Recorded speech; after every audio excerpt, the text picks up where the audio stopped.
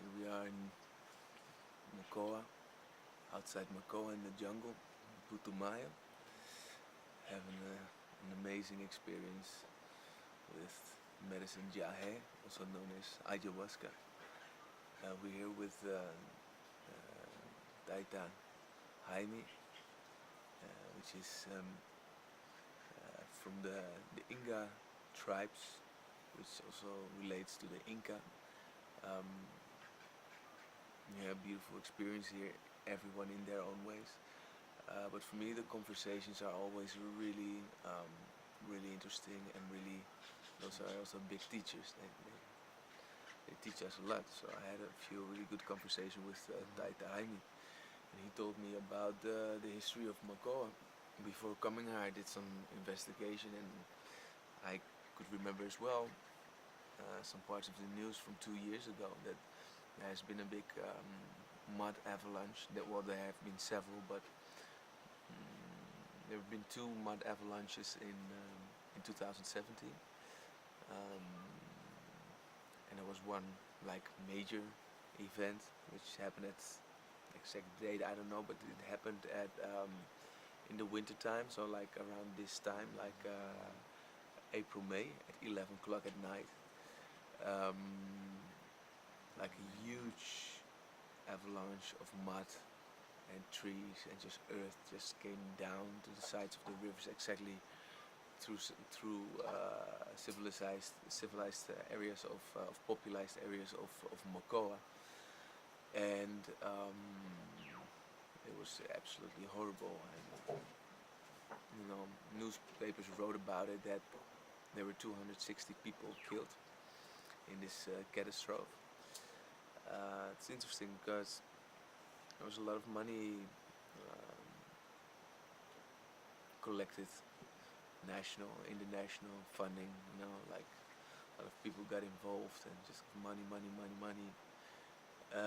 But basically, money never arrived, and water's still not running. Like there's 2 days in the week there's water in the city, and people have to tap their water and have to fill their containers for the rest of the week. So, and there's been really collected for like hundreds of millions of dollars, and no one knows where it went.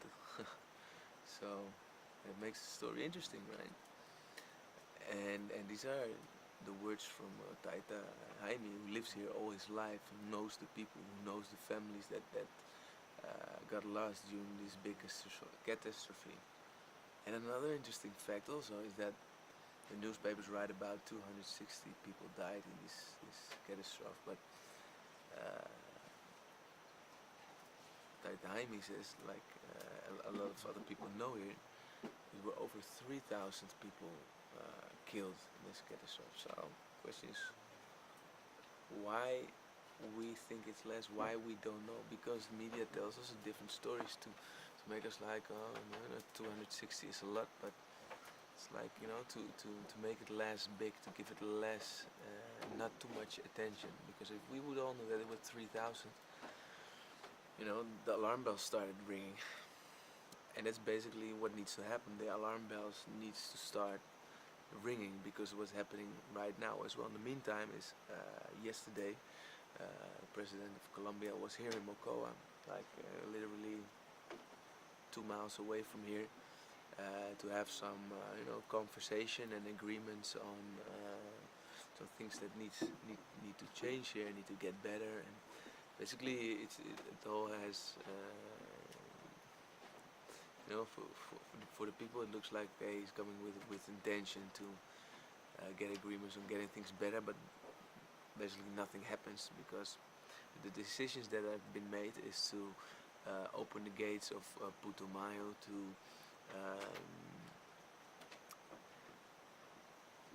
let's keep it more clear. For some it's illegal to mine here, and for some it's legal. So for just regular random people to mine minerals here, it's illegal. But for big industries, as both has their fundaments with lobbyism, with governments, it's legal. The big industries, of course. So big industries are allowed now to mine here in Putumayo, and which means that they said the three cordilleras are starting here. So like this is the point where the Andes splits up into three mountain ranges, and where a lot of water gets born into the Amazon. So it's the source of all the water that goes into the Amazon, all the rivers. And what's happening right now is allowing them to mine these minerals. There's a lot of mercury coming into the waters by mining, and a lot of other chemicals.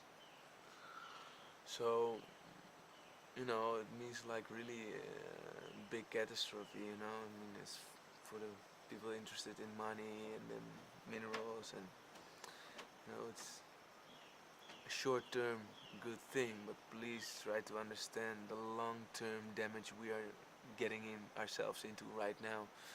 And I mean, these mud floods that are happening here right now, those are already signals, and that they're making these signals smaller for our, um, what we see or what we read, because they want to get the truth away from us, because basically what we need to do, we need to wake up, because the truth is the 3,000 deaths. The truth is it's poisoning the waters, and the future of the Amazon will be really, really bad, and there will be, because the water will be contaminated.